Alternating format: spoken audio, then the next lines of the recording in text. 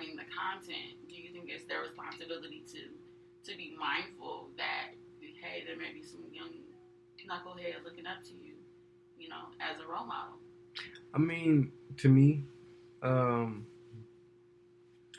I feel that I know I'm mindful, you know what I'm saying, but I definitely feel like, you know what I'm saying, if you're in a position of power, you got a platform, you definitely should be mindful. But I know everybody's not going to be, that's what it is. It's part of life. And another thing, what the other question you asked? Yeah, there's like three of them. Yeah, it's like three of them.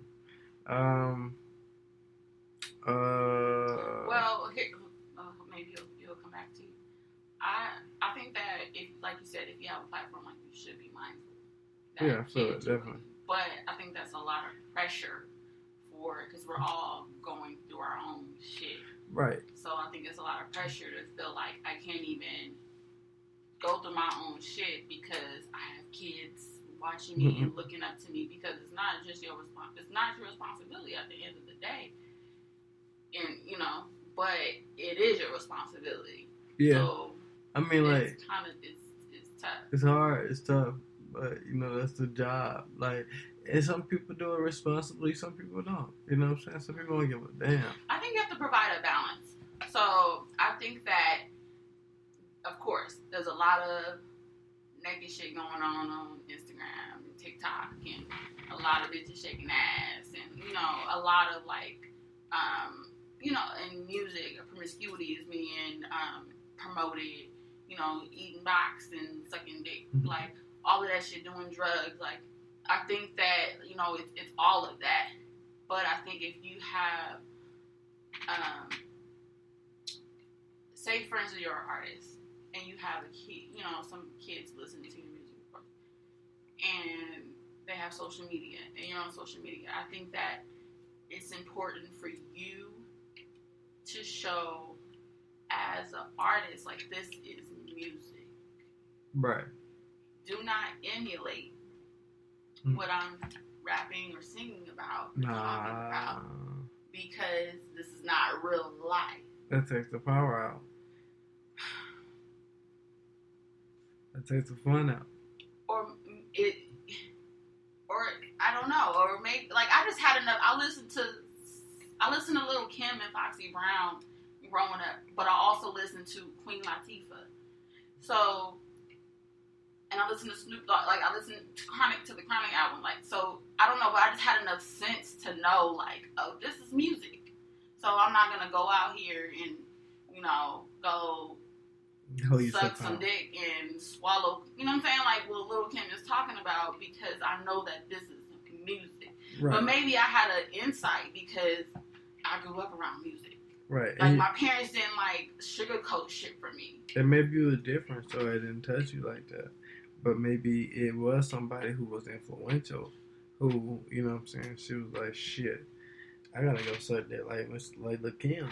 Like, I want that Lil' Kim. They calling me Lil' Kim. Lil' Kim. So, in that situation, like, who failed her? I would say, her parents? It could be her parents, but sometimes it's not even the parents' fault. Sometimes the girl just want to be, like, on the edge. Sometimes, like, she just get caught by that bad energy, I don't know, I think it's just think it's some daddy issues. And like you said, it takes, what did you say? It takes the person. The impact. Yeah. You said it takes the impact. So, yeah, Lil' Kim never came on stage and said, like, I really don't like that guy, like, I'm just rapping. Mm-mm. But I knew that. There's no power in that. But, I don't know. Like, I guess this is, like, an open-ended question. Like, I know it's my responsibility. I feel responsible personally because I have nieces. And I know they look up to me.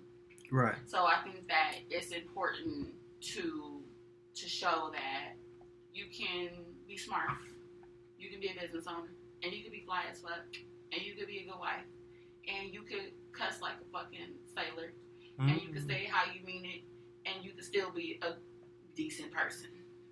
And I can pray and twerk with the best of them.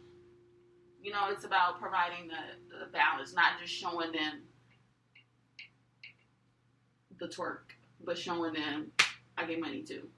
I got you. In a real way. So that's what being a decent human being is. I think my takeaway is just from being a role model is being a balanced human being. Of course, like you gotta take that. So that would be my definition. The good with the bad. A balanced human being. Like even when I say my coaches, like my coaches would like always be open with us. Like they would tell us about things in the past. Like my coach told me about stuff in the past with that he experienced, what he went through with women. You know what I'm saying? All that. You know what I'm saying? So he was like kind of like a mentor too, because he was relating to me in a different way. So I knew I didn't want to have those issues that he had. So I know if I didn't want to have those issues, I have to go a different path. Right. That's it. I guess, like I said, being a balanced human being. So we're doing that segment. We're introducing a new segment. We did this about 2 weeks ago, or 2 shows ago. And we're just outlining songs that inspire us. This week, we are outlining J. Cole, No Role Models. I think the title just speaks for itself. No Role Models. I think Role Model is a heavy title. And that's one of my favorite songs by J. Cole. So, I think he's just talking about the women and the niggas that, he feel like he got platforms that are not using their platforms adequately to promote positivity and promote further advancement in the culture. Positivity and further advancement in the culture. That's what it is. Yeah. I think, like I said, but I'm different, so I listen to it. I'm different. Yeah. You're different. All right, so what's the moral of the story, Dr. Key? The moral of the story is respect yourself, love yourself, so that you can share that love with someone else.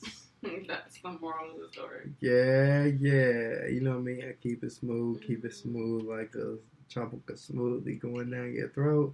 And tropical smoothie ain't paying me for that spot, so you know what I'm saying? Y'all don't go over there, but it is what it is.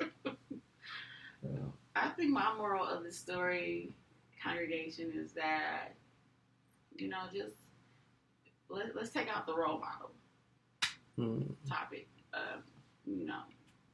Let's just focus on being a balanced human being, i.e., ghetto and godly. It takes a little bit of both to make the world go round. Okay, so just allow people, especially these kids, to see all parts of you: the good, the bad, the ugly, the twerk, the business minded, all of that.